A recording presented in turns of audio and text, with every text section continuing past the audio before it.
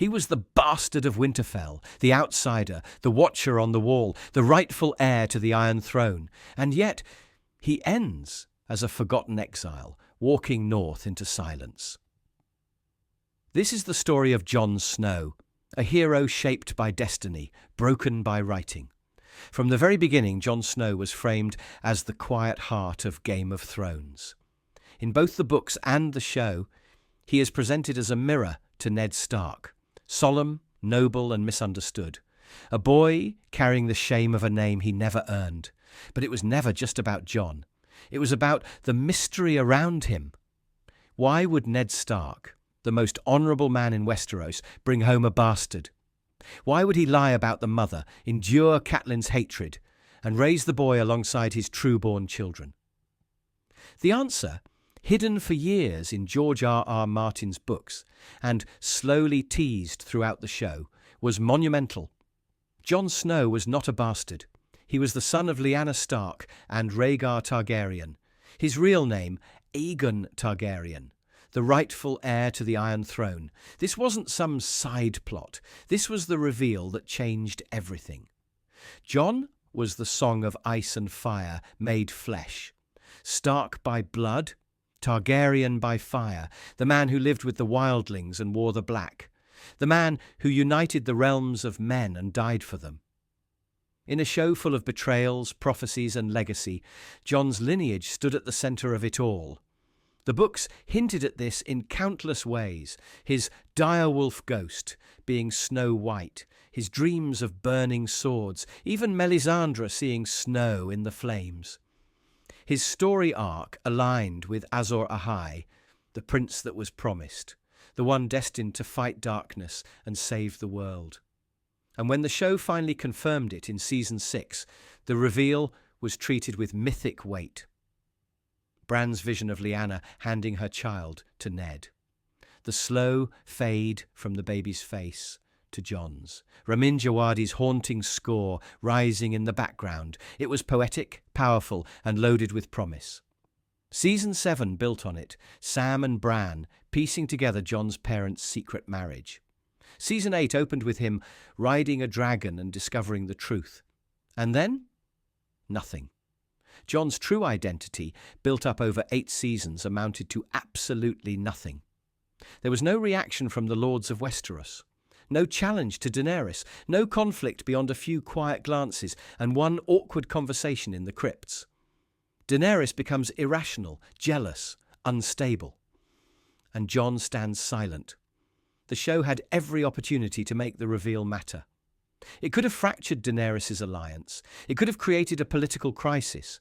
It could have forced Jon to choose between love and duty, peace and power. But instead, it became background noise. And it gets worse. The prophecy of Azor Ahai, a thread woven through seasons, is tossed aside. In the books, this legend is ancient and powerful, a hero born again who would wield Lightbringer and drive back the darkness. Melisandre believed it was Stannis, then Jon. The Lord of Light brought Jon back from death. The Night King was marching south. Everything was in place.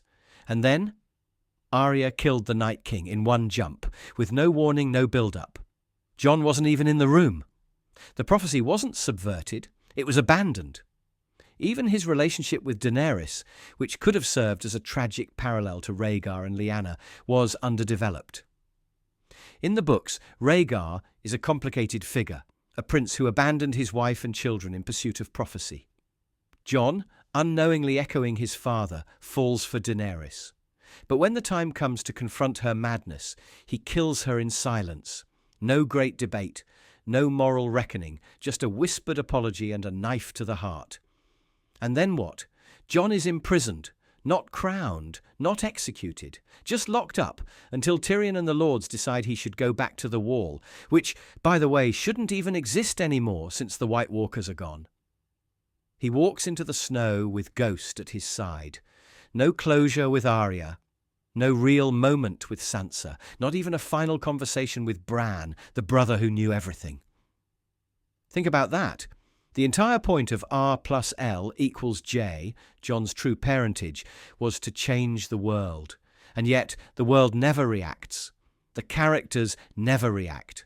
The story doesn't react. The most important secret in Westeros ends up as a dramatic footnote, a twist for shock value, not storytelling. And this is not just a show problem, it's a betrayal of the source material. In the books, Jon is deeply connected to the North, to the old gods, to the Night's Watch. His death at the end of A Dance with Dragons is haunting, mysterious and unresolved.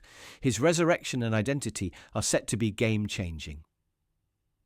George R.R. Martin has confirmed that Jon's parentage matters, that it will shape the endgame, that his blood, both Stark and Targaryen, is central to the battle for Westeros. But in the show, none of it mattered. Not the dreams, not the prophecies, not the bloodline. He could have been Jon Sand, and the plot would be the same. Jon Snow was built to be the heart of this story, not because he wanted power, but because he didn't. He was a reluctant hero, a moral compass in a world of broken men.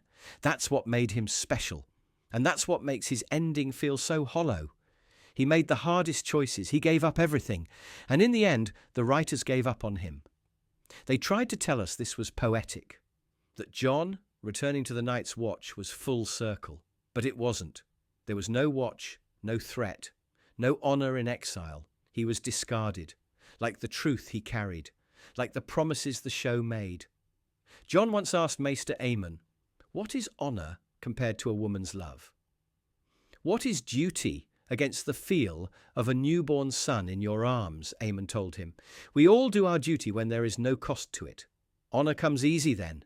Yet sooner or later, in every man's life, there comes a day when it is not easy." Jon's day came, and he answered the call, but the show never answered his. They built him up, raised our hopes, and then left him to fade into the snow, uncelebrated, unresolved and forgotten. And that is how they ruined Jon Snow.